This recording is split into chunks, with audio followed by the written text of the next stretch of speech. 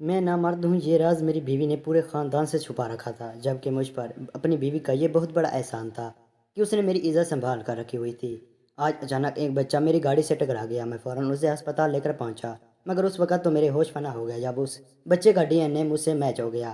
میں بہت حیران تھا کیونکہ میں تو نامرد تھا اور بچے کے ہوش میں آنے کا انتظار کرنے لگا کیونکہ میں نے اس کی ماں سے ملنا تھا، اور پھر جوں ہی اس کی آنکھ کھلی تو وہ میرے ہاتھ تھام کر مجھے ایک جھونپڑی میں لے گیا جہاں ایک فقیرین چٹائی بچھا کر لیٹی ہوئی تھی، اور جب میں نے اس کے چہرے سے کپڑا ہٹایا تو پاؤں تلے سے زمین نکل گئی کیونکہ وہ تو کئی دنوں سے میں اس لڑکی کو دیکھا کرتا تھا۔ وہ ہمیشہ ایک ہی وقت پہ اس گلی سے گزرا کرتی تھی جہاں میری رہائش تھی۔ میں اپنی تعلیم مکمل کرنے کے لیے شہر آیا ہوا تھا اور یونیورسٹی کے ہاسٹل میں رہنے کے بجائے پرائیویٹ ہاسٹل میں رہائش پذیر تھا جہاں مجھے پر سکون ماحول بھی میسر تھا، اور جس طرح کا میرا لائف سٹائل تھا ویسے ہی آسائشیں بھی میسر تھیں۔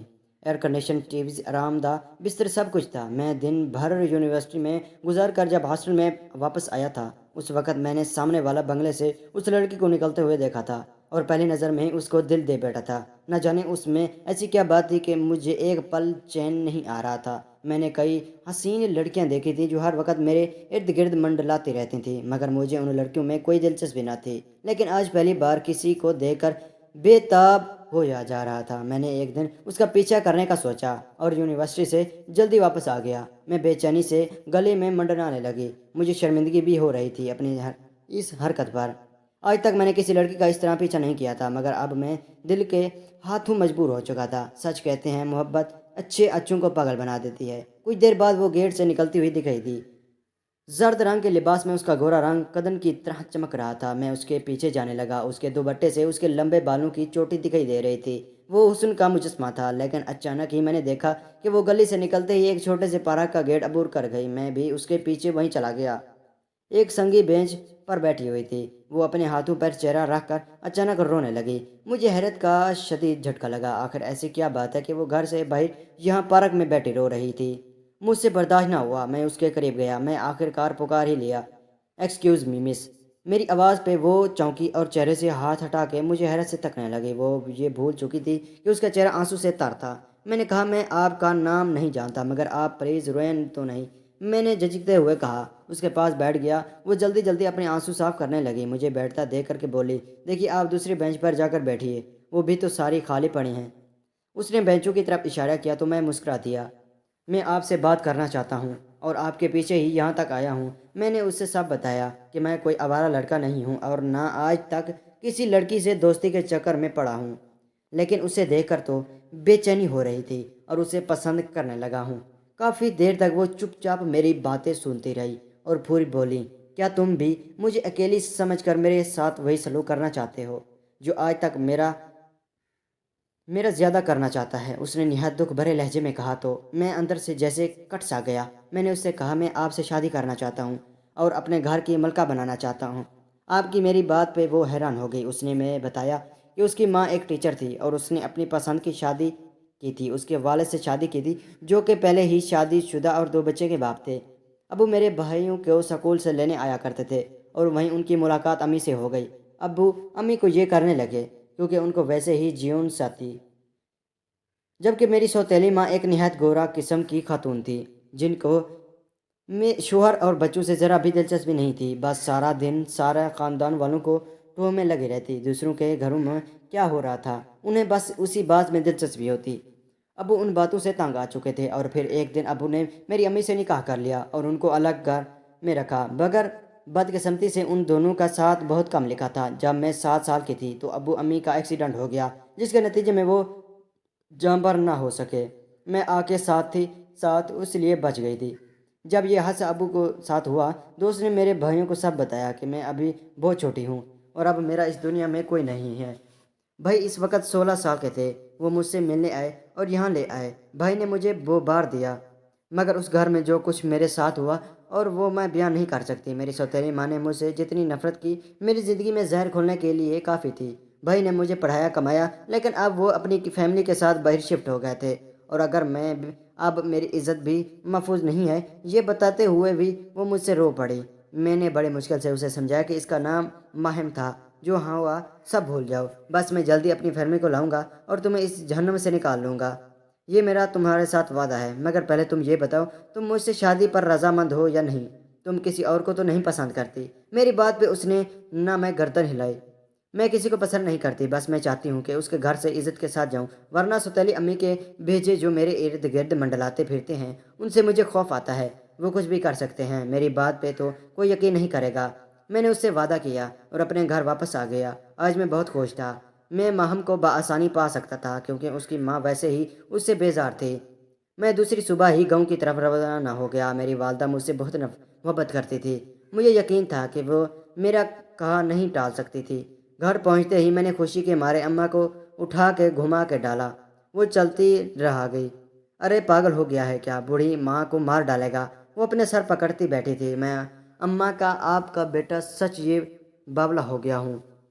مجھ سے صبر نہ ہو سکا اور ماں کو سب کچھ سنا ڈالا۔ میری بات سن کر پہلے تو وہ بہت خوش ہوئیں کہ میں شادی کرنا چاہتا ہوں، مگر ماہم کے بارے میں سن کر کچھ سوچ میں پڑ گئی۔ بیٹا ایسے کیسا کسی کو بھی بیاہ لاؤ گے؟ لڑکی کا گھر بار دیکھنا پڑتا ہے، رسم رواج سب کا پتہ کرنا پڑتا ہے۔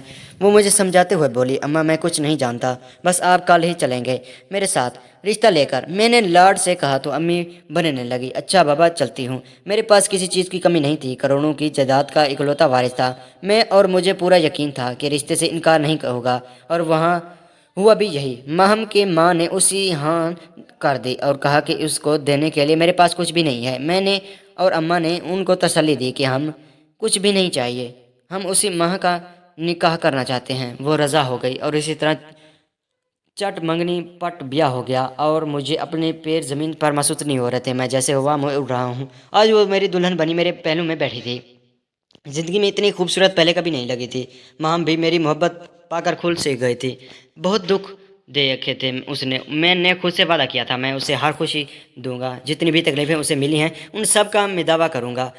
پوری حویلی میں جشن کا سما تھا۔ آج ہمارا ولیمہ تھا۔ ابا بھی بہت خوش تھے میری شادی سے، لیکن وہ بہت بیمار تھے، اس لیے بستر سے لگے ہوئے تھے۔ اسی لیے میری ساری حویلی کی کرتا دھتا اماں سے ہی تھی۔ مجھے اپنی پڑھائی بھی پوری کرنی تھی، اور اپنی شادی کے 15 دن بعد میں واپس آ گیا شوہر، کیونکہ میرا آخری سال تھا۔ میں نے آتے وقت ماہم سے وعدہ کیا تھا کہ جاتے ہی میں وہاں پر یہ مکان کا بندوبست کروں گا اور اس کو بھی ساتھ لے جاؤں گا، اس کے بنا رہ ہی نہیں سکتا۔ تو پڑھائی کیسے کرتا؟ وہ بہت خوش ہوئی میری بات سن کر، اور جاتے وقت اداس نظروں سے مجھے دیکھتی رہی جب تک میں نظروں سے اوجھل نہ ہو گیا۔ میں نے سب سے پہلے کام ہی یہی کیا کہ اسٹیٹ ایجنٹس سے جا کر ملا، اور 10-15 دن کے اندر ہی مکان ملا گیا جیسا مجھے چاہیے تھا۔ اب مجھے اور صبر نہیں کرنا تھا۔ میں واپس گاؤں آ گیا تھا ماہم کو لینے کے لیے، مگر وہاں جو منظر میں نے دیکھا تو میرے پیروں تلے سے زمین نکل گئی۔ حویلی کے صحن میں اماں روئی کی جا رہی تھی۔ ان کو روتا دیکھ کر میری تو روح تک کانپ اٹھی۔ کچھ برا ہوا تھا، بہت برا۔ میں کانپتے قدموں کے ساتھ اماں کے قریب گیا۔ میری نظریں چاروں طرف ماہم کو کھوج رہی تھیں۔ کیا ہوا اماں؟ میں نے بمشکل زبان کھولی۔ مجھے دیکھ کر اماں اور زور سے رونے لگی۔ ارے میرا بچہ لیٹ آ گیا، تو برباد ہو گیا۔ تیری دلہن ہماری عزت کو پیروں تلے سے زمین روند کر بھاگ گئی ہے۔ ان کے الفاظ تھے یہ پاگلا ہوا سیسا۔ مجھے میرے کانوں پر بھروسہ نہیں ہو رہا تھا کہ میں یہ کیا سن رہا ہوں۔ میں بھاگتا ہوا دیوانوں کی طرح ماہم کو ڈھونڈنے لگا، مگر پوری حویلی میں نے کہیں نہیں تھی۔ اس کا سارا سامان زیورات سب غائب تھا۔ میرا سر چکرانے لگا، پیروں سرے سے جان نکلتی ہوئی محسوس ہوئی۔ مجھے خبر نہ ہوئی کہ کب میری آنکھوں کے سامنے اندھیرا چھایا اور میں زمین میں بوس ہو گیا۔ میں 2 دن تک ہاسپٹل میں بے ہوش رہا۔ جب ہوش آتا ماہم کا خیال آتے ہی میں چیخنے چلانے لگتا، اور ڈاکٹر مجھے سکون کا انجیکشن دے دیتا۔ کئی دن بعد مجھے ڈسچارج کیا گیا۔ گھر آ کر بھی میں نے چپ لے لی تھی۔ میں نے ایک لفظ تک نہ پوچھا۔ اماں سے مجھے زندگی سے نفرت ہو گئی تھی۔ کئی بار دل کرتا ہے کہ خود کو ختم کر لوں، مگر پھر خود کو روک لیتا کہ ان کے لیے میں اپنی آخرت کیوں خراب کروں۔ میں عیش و عشرت ان کی زندگی جینے والا لڑکا ہو کر بھی کسی برائی میں نہ پھنستا تھا، یہاں تک کہ کبھی سگریٹ تک کو ہاتھ نہیں لگایا تھا۔ میرے دوست ہر طرح کی برائی میں ملوث ہوتے تھے، لیکن میں ان سب سے اماں پھر بھی مجھے یہ حوصلہ میری شرافت، میری محبت بدلے میں وہ میری عزت اور محبت کو روند کر چلی گئی۔ کیا اس نے صرف مجھے سیڑھی کی طرح استعمال کیا تھا؟ اپنے محبوب سے ملنے کے لیے یہ خیال آتے ہی میرا سر پھٹنے لگا۔ ماہم کو گئے ہوئے پورا سال تھا اور اس کا کوئی پتہ نہیں چلا تھا۔ میں نے ہر طرح سے اسے ڈھونڈنے کی کوشش کی، مگر سب بے سود۔ اسی دوران ابا بھی اس دنیا سے جا چکے تھے۔ اماں ہر روز مجھے دوسری شادی کا کہتی رہتی، بیٹا اب کب تک تم اس کی یاد میں بیٹھے رہو گے؟ اب اپنا گھر بے تیرا ابا بھی تیرا اولاد نہ دیکھ سکا، اب مجھے تو دیکھنے دو۔ وہ مجھے واسطے دیتی کہ ان کو اپنے بیٹے پوتے دیکھنے ہیں مرنے سے پہلے، مگر مجھے کوئی چاہ نہ تھی۔ اپنا گھر بسانے کی اماں کی خوشی کے لیے میں نے آخر کار رضامند دے دی۔ اب اماں خوشی سے نہال ہو رہی تھی۔ میری شادی اب میرے ماموں کی بیٹی کے ساتھ ملی۔ اماں نے بڑے دھوم دھام سے میری بارات سجائی۔ میں بس تھا، میں نے اپنی شادی میں شریک رہا۔ اقصیٰ بہت اچھی لڑکی تھی۔ اس نے آتے ہی میرا اور دبانے کا وعدہ کیا تھا۔ وہ میری خوشی کے لیے سب کرتی تھی۔ وہ بھی اس کی دلجوئی کرنے لگا تھا۔ بھلا ماہم کے لیے کی سزا اسے کیوں دی؟ چند ماہ بعد ہی اس کے ساتھ سیٹ ہو چکا تھا۔ وہ جیسے ہی امید سے ہوئی، اماں نے پورے گاؤں میں مٹھائی تقسیم کی۔ میں بھی خوش تھا، مگر یہ خوشیاں ہمارے راز نے آئی۔ جس وقت ہم ہسپتال میں خوشخبری کا انتظار کر رہے تھے، اس وقت نرس نے بتایا کہ آپ کی بیوی کو مرا ہوا بیٹا پیدا ہوا ہے۔ یہ سنتے ہی اماں تو چکر آ گئی۔ بڑی مشکل سے میں نے ان کو سنبھالا۔ اماں اور اقصیٰ دونوں سو گئے۔ میں نے سمجھا کہ اللہ تعالیٰ اور دے گا، فکر نہ کرو۔ وہ پھر سے امید ہو گئی اور اس بار بھی مرا ہوا بچہ پیدا ہوا۔ اب تو جیسے ہی یہ قسمت میں لکھا تھا۔ ہزاروں علاج کروانے کے باوجود اقصیٰ نے 5واں مرتبہ مردہ بچہ پیدا کیا۔ ہر بار گھر میں صرف ماتم بچ جاتا۔ میں بہت دکھی تھی۔ 5 بیٹوں کی لاشیں جب میری گود میں دی گئی تھی، تب تک ایسا لگا تھا جیسے کسی نے آہ لگا لی ہے۔ مجھے ہر بار بچے جھوٹے میں سلانے بجائے مٹی میں دفنانے پڑتے تھے، مگر اللہ کو یہی منظور تھا۔ میں نے اقصیٰ کو کہہ دیا تھا کہ بس اب اور میں نہیں سہ جاتا۔ 9 ماہ کی تکلیف اٹھا کر بھی تمہاری گود میں سونی ہی رہتی ہے تو کیا فائدہ؟ ایسی تکلیف اٹھانے کا مجھے نہیں چاہیے۔ اولاد میری اس بات پر وہ اور بھی دکھی ہوگی، لیکن اب اسے اور تکلیف نہیں دے سکتا۔ اماں کو علم ہوا تو انہوں نے بھی ماتم کرنا شروع کر دیا کہ میری قسمت میں پوتے پالنا نہیں لکھا۔ کبھی کبھی تو وہ اقصیٰ کو ہی قصوردار ٹھہراتی لگتی۔ اس کا یہ قصور ڈاکٹر نے صاف کہہ دیا تھا کہ کزن میری کی وجہ سے آپ کے بچوں کے سر میں پانی آ جاتا ہے اور وہ پیٹ میں ہی ختم ہو جاتے ہیں۔ اگر وہ زندہ بچ گئے تو شاید ایب نارمل ہوگا۔ اس کیس میں 100 میں سے 1 چانس ہوتا ہے ایک اولاد نارمل ہو۔ میں ڈاکٹر سے ہو کر واپس جا رہا تھا۔ آج حقیقی ممنوع تھا۔ میں بہت افسوس ہوا تھا کہ میں کبھی باپ نہیں بن سکتا، اور اسی خیال میں نہ جانے کیسے مجھ سے وہ ایکسیڈنٹ ہو گیا۔ میں اندھا دھند کار دوڑا رہا تھا۔ میری کار کے آگے ایک بچہ تھا جس کے ہاتھ میں کافی سارے پھول تھے۔ وہ پھول بیچنے نکلا تھا۔ شاید میری غفلت کی وجہ سے میری کار سے ٹکرا گیا۔ یا اللہ میری مدد کر، اس بچے کو بچا لے، اس کا کافی خون بہہ گیا تھا۔ ہسپتال پہنچتے ہی میں اسے گود میں اٹھا کر بھاگا۔ اس کا خون میرے کپڑوں پہ رنگین تھا۔ ڈاکٹر صاحب، خدا را اس بچے کو بچا لیں۔ میں نے ڈاکٹر کے پاس اسے لے جا کر ہاتھ جوڑے۔ ڈاکٹر نے جلدی سے بچے کا آپریشن تھیٹر میں شفٹ کر دیا اور علاج شروع کر دیا۔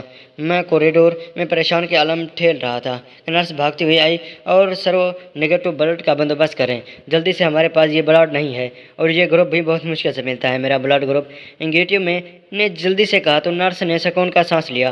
بچے کو بلڈ مل چکا تھا لیکن اس کی حالت ابھی بھی نازک تھی۔ میں وہیں بیٹھا رہا۔ ڈاکٹر صاحب، پیسے کی فکر مت کیجیے۔ میں نے ڈاکٹر کو آتے دیکھا تو کہا، دیکھیں ہم نے ان کا کوئی ICU میں رکھا ہے اور کل ان کا آپریشن کرنا ہوگا۔ صبح 9 بجے تک اگر ان کی حالت سٹیبل ہو جاتی ہے تو ہم آپریشن نہیں کریں گے۔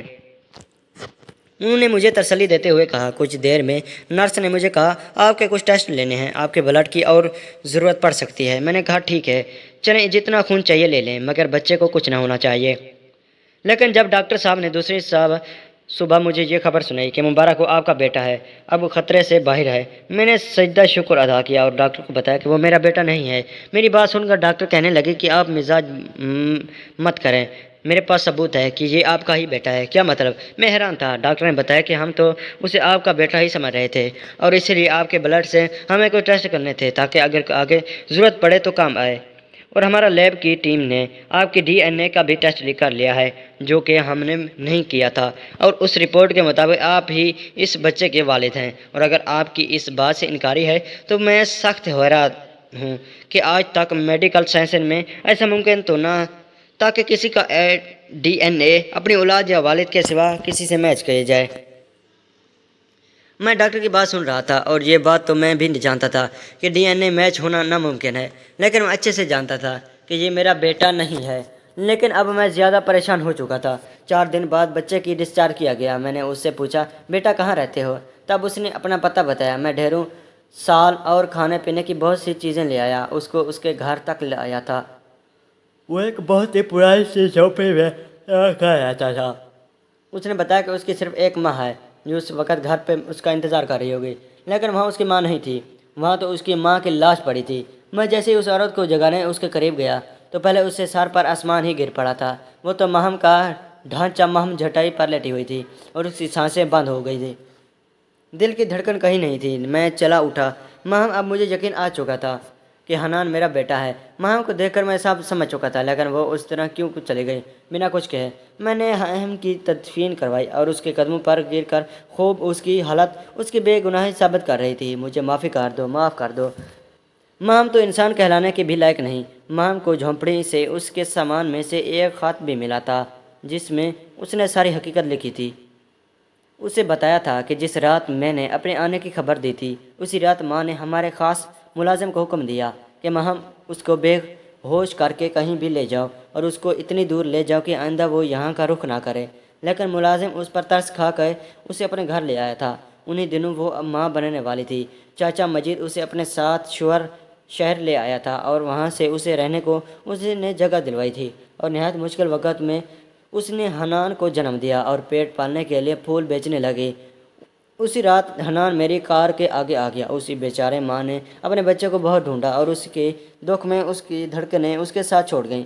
मैंने जाकर माँ से पूछा कि ये सच है, तो वो ज़ोर ज़ोर से चिल्लाने लगी, ये सच है, और मुझे बददुआ देने लगी। महम की मैं चाहती थी कि अपनी भतीजी से तेरी शादी करवाऊँ, मगर भी मनहूस निकली। अब वो ज़ोर ज़ोर से छाती पीट रही थी और चप्पलों से खुद को मार रही थी।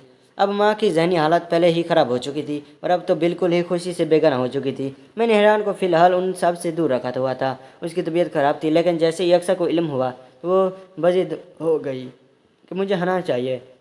अब वो मेरा बेटा है। उसकी एक माँ मर गई है तो क्या हुआ, मैं उसकी माँ बनूँगी।